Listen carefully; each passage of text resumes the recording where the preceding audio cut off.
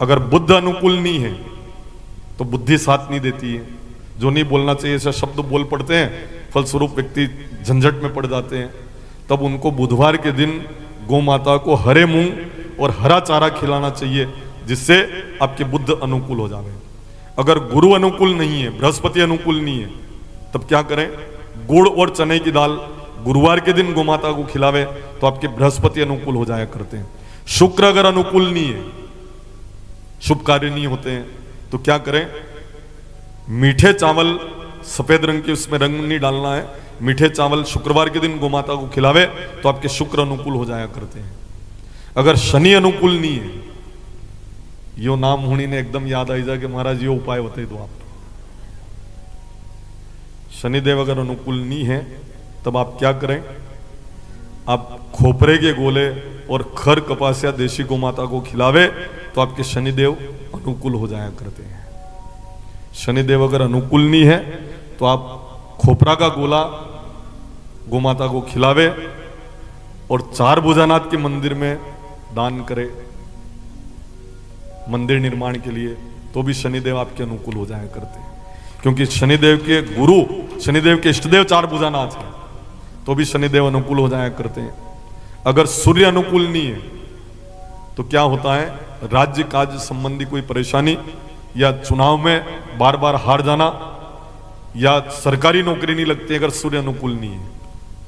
Property में घाटा जा सकता है अगर सूर्य अनुकूल नहीं है। तब क्या करें?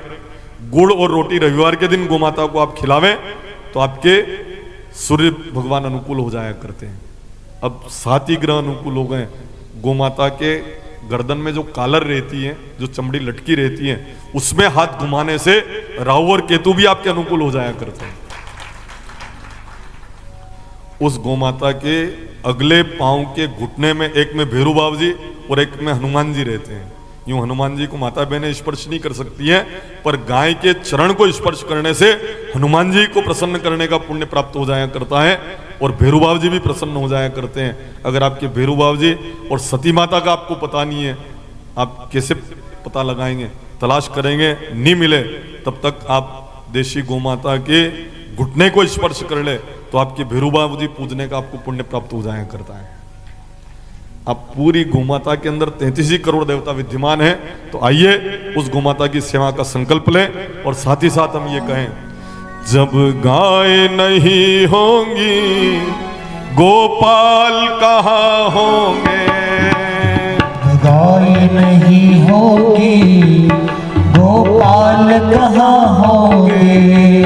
हम सब इस दुनिया में खुशहाल कहाँ होंगे, हम सब इस दुनिया में खुशहाल कहाँ होंगे। जब गाय नहीं होंगी गोपाल कहाँ होंगे, जब गाय नहीं होगी गोपाल कहाँ होगी। गौ ने सिंहों पर धरती ये धारी है, गौ ने सिंहों पर धरती ये भारी है। भोले शिव शंकर की नंदी पे सवारी है, भोले शिव शंकर की नंदी पे सवारी है। नंदी के बिना भोले, नंदी के बिना भोले असवार कहाँ होंगे। हो नंदी के बिना भोले प्रभु असवार कहाँ होंगे। जब गाय नहीं होगी गोपाल कहाँ होंगे।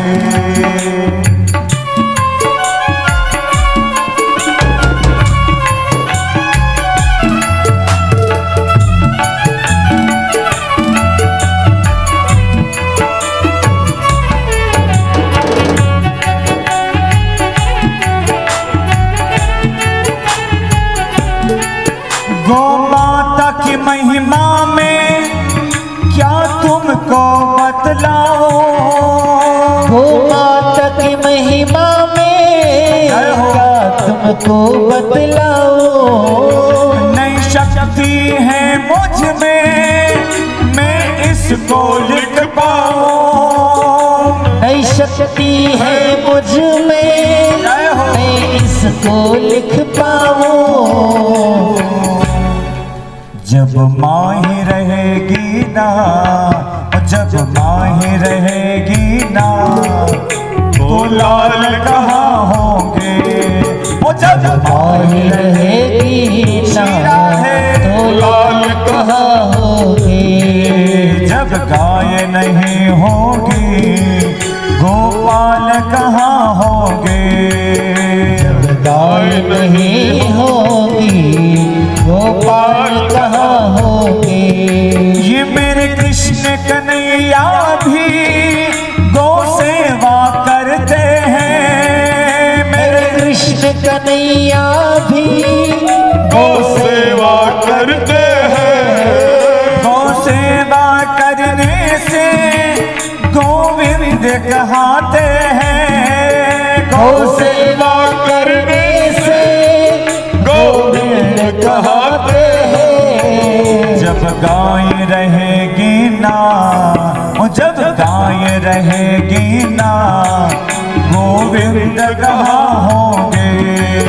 जब गाय रहेगी ना, गोविंद कहाँ होगी।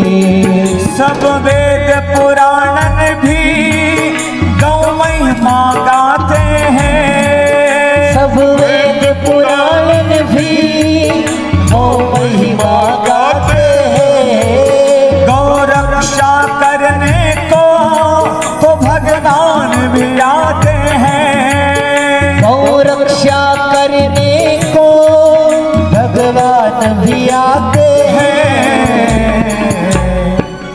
गौवंश जहाँ होगा, ये गौवंश जहाँ होगा, भगवान वहाँ होंगे। हो गौवंश जहाँ होगा, भगवान वहाँ होंगे।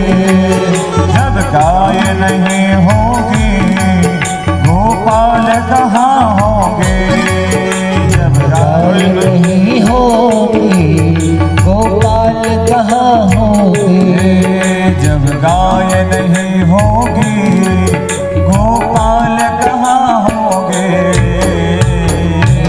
बोले श्री सद्गुरुदेव की जय। गौ माता की जय। वास्तव में गौ माता का हम पालन नहीं करते, गौ माता हमारा पालन करती है।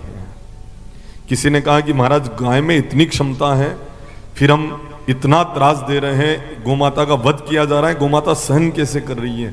इसलिए कर रही है कि जिस तरह माँ सहन करती है, छोटे बच्चे माँ के चिमटी भी खोल ले, माँ के छोटे छोटे बच्चे, साल भर का बच्चा यूं गाल के ऊपर चांटा भी मार दे तो माँ सहन करती है कि नहीं करती है? जब अपनी माँ इतना सहन करती है तो जगत की माँ कितनी ममतामयी है, इसलिए वो सहन करती है।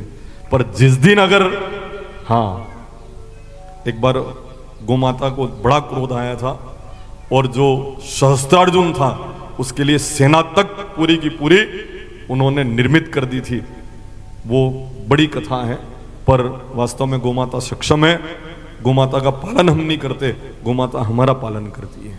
गाय और बैल को पीड़ित करते हुए परीक्षित जी महाराज ने देखा है, और चूंकि परीक्षित जी महाराज उस गौ माता से प्रार्थना करते हैं, धर्मराज श्री बैल से प्रार्थना करते हैं, गाय और बैल को पीड़ित करते हुए देखकर वो कलयुग को दंड देना चाहते हैं। कलयुग ने कहा मैं वर्तमान होऊंगा, क्योंकि हम चार भाई हैं, सत्युग त्रेता द्वापर कलि संज्ञा का नाम। कलयुग तेरे अंदर क्या होगा, जो नहीं होना चाहिए वो सब मेरे अंदर होगा।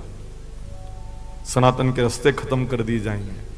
कांकड़ क्या है यो भी लोगान मालूम नहीं पड़ेगा, अतरी जमीन अतिक्रमण कर लेगा लोग। हालांकि अपने यहाँ गोचर भूमि अतिक्रमण लोगों ने नहीं किए हैं, दूसरा काम की बात कर रही हूँ। यहाँ तो कांकड़ छोड़ रखे हैं, यहाँ बिल्कुल गोचर की भूमि भी इन्होंने छोड़ रखी है। आप अपने ऊपर मत ले जो दूसरा काम किए हो। कांकड़ समाप्त हो जाएंगे, सनातन के रास्ते लोग गोचर की भूमि को समाप्त कर देंगे। जब कलयुग पूर्ण रूप से वर्तमान होगा तब सारा का सारा वर्णन कलयुग में जो है ना वो वर्णन किया गया है। कलयुग वर्तमान होगा और हे चूंकि गोमाता और धर्मराज दोनों, क्या तेरे अंदर वो कलयुग ने कहा अनीति और अनाचार सब मेरे अंदर होगा, फिर मैं तुझे क्यों आने दूं। कलयुग ने कहा मेरे अंदर दो गुण हैं, कली करी एक पुनीत प्रतापा, मानस पुण्य हो नहीं पापा। मन से किए हुए पाप का फल नहीं मिलेगा, पर मन से कोई पुण्य कर लेगा उसका पुण्य कलयुग में ज्यादा मिलेगा। सतयुग त्रेता द्वापर में भजन पूजन और यज्ञ से जो फल मिलता था, कलयुग में केवल केशव के कीर्तन से फल मिलेगा। कलो केशव कीर्तनाथ। परीक्षित जी महाराज ने कलयुग को स्वीकार कर लिया। तब कहा जुआ खेला जाता हो, हिंसा होती हो, मदिरापान होता हो, इन जगह पर कलयुग तेरा निवास स्थान रहे। अन्याय से कमाए हुए धन में भी कलयुग ने निवास स्थान मांगा, राज मुकुट धारण किया। और जब कलयुग वर्तमान हुआ, आखेट के लिए गए और वहां पर परीक्षित जी महाराज देखो आप शिकार खेलने के लिए जब पधारे पहली बार, क्योंकि कलयुग वर्तमान हो गया ना इसलिए शिकार खेलने गए। और जब वो शिकार खेलने गए वहां पर शमीक ऋषि के गले में मरा नाग डाला और 7 दिन का श्राप इनको लग गया है। बड़ी प्रसन्नता का विषय है। चारण समाज कथा करवा रहा है तो इस समाज में खान पीन से छांट पड़ती होगी, है ना। अणे समाज में दारू और ये मांस का प्रचलन नहीं होगा, मुझे ऐसा लगता है। अच्छा, बोले श्री सदगुरुदेव की जय। मुझे तो ऐसा लगता है कि ये अच्छे लोग हैं, इसलिए भगवान चार भुजनाथ यहां विराजमान है। अणा के बीच में कहां विराजमान है, क्योंकि इनके नहीं चलता होगा। अच्छा अच्छा,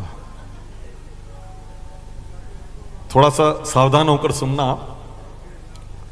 चार भुजानाथ विराजमान है और परिश्रम इतना करते हैं कि घर छोड़कर 6-6 महीना तक तपस्या करते हैं।